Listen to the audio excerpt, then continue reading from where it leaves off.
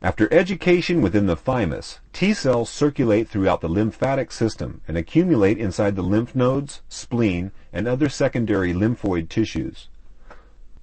Other types of cells are also present, including B cells and macrophages, both of which can also act as antigen-presenting cells. Consider a macrophage. Should it encounter an antigen for which it has no specific receptors, it can still engulf it using, for example, its lectin-like receptors. This is termed nonspecific internalization.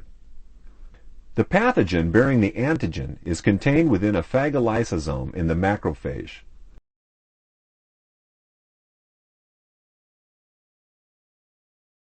Other vesicles fuse with the cavity, bringing proteolytic enzymes in.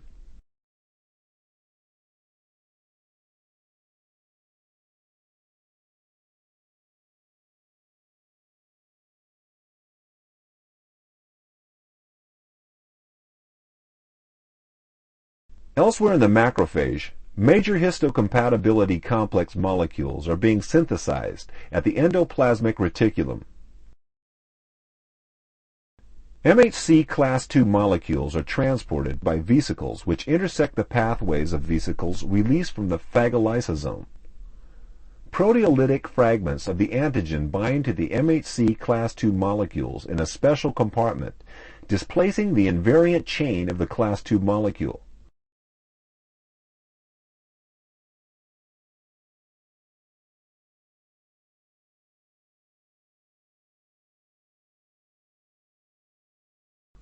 The vesicle containing the MHC class II antigen fragment combination migrates to the surface of the macrophage, where the contents remain attached, presented to any Th1 cells that may be encountered. A Th1 cell that recognizes the particular antigen will bind to the surface group of the macrophage using its T cell receptor plus a CD4 molecule which recognizes the MHC class II part of the presented antigen fragment. This binding alone is insufficient to trigger T cell activation. Other molecules already on the surface of the T cell come into play. These co-stimulatory molecules join to certain surface ligands on the macrophage. ICAM1, which stands for intercellular adhesion molecule 1 on the macrophage, binds to LFA1, lymphocyte functional antigen 1, on the T cell. CD2, also on the T cell, binds to LFA3 on the macrophage. Formation of this large receptor complex is the trigger to stimulate both parties.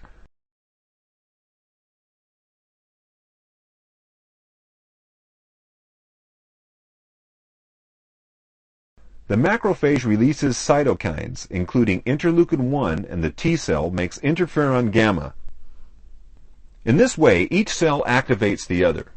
The macrophage is put into a more hostile state to destroy any bacteria it has taken up. The T cells released interferon gamma will activate other as yet uninvolved macrophages, and other cytokines, such as interleukin-2, stimulate T cell replication.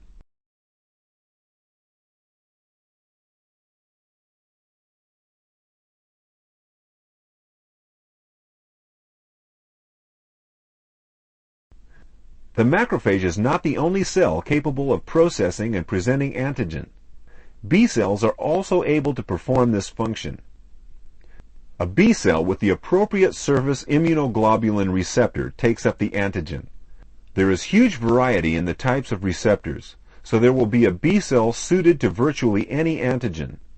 Recognition of most antigens depends on both T cells and B cells. So the B cell must present the antigen to T cells to determine whether an antibody response is appropriate. The antigen is internalized and degraded by proteolytic enzymes. These cleave off peptide fragments from the antigen.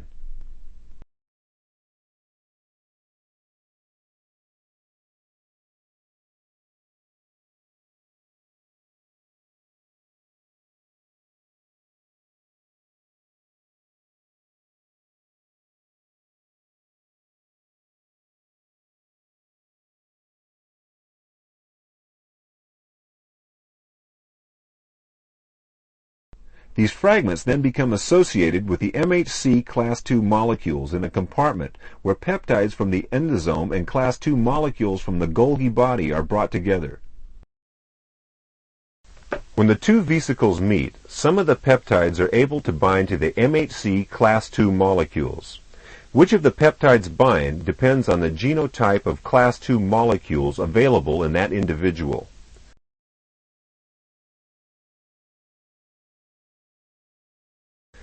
The vesicles carry the assembly to the surface of the B cell where it is presented.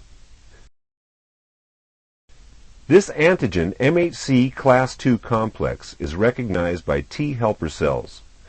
On encountering it, the Th2 cell binds using its T cell receptor and CD4 molecule. This is essentially the same as occurs between macrophages and Th1 cells. Where it differs is in the co-stimulatory molecules and cytokines involved. ICAM1 still interacts with LFA1, but is now joined by CD40, which pairs with the CD40 ligand on the T cell, and CD80, which pairs with CD28. This stimulates the Th2 cell to release cytokines, including interleukin-4 and interleukin-6. These signal to the B cell that it should divide and differentiate to create a large population of antibody-producing cells specific to the antigen. These two examples involve leukocytes as antigen presenters.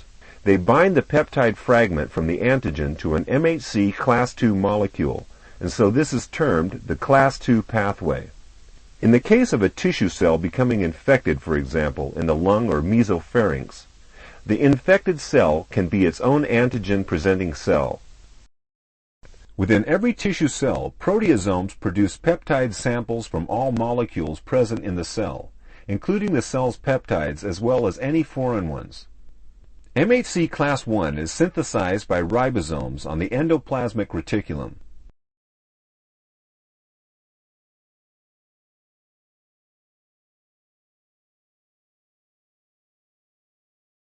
The peptide fragments are transported to the MHC class I and combined.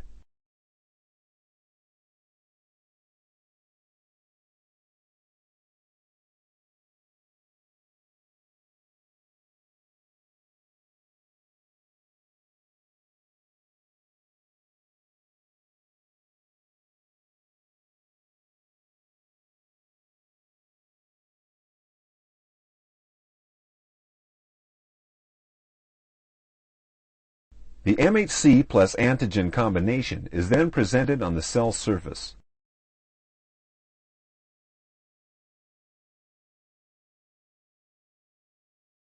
Cytotoxic T cells circulate through the entire body after their education in the thymus.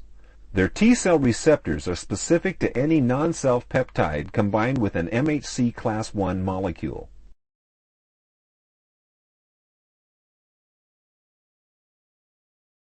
When a cytotoxic T cell encounters a tissue cell presenting such an MHC antigen complex, it binds through its T cell receptor and CD8 molecule.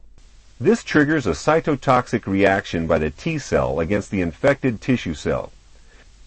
These may be mediated by direct interactions of surface molecules, or signals may be sent by cytokines.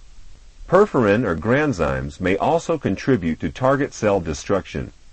Any of these alone or in combination may instruct the infected cell to die. This mechanism, using the MHC class